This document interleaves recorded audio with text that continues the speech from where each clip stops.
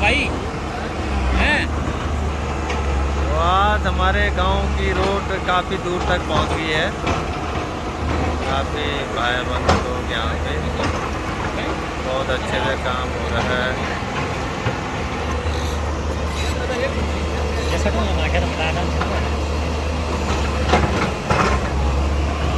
ये सारे लोग देखने के लिए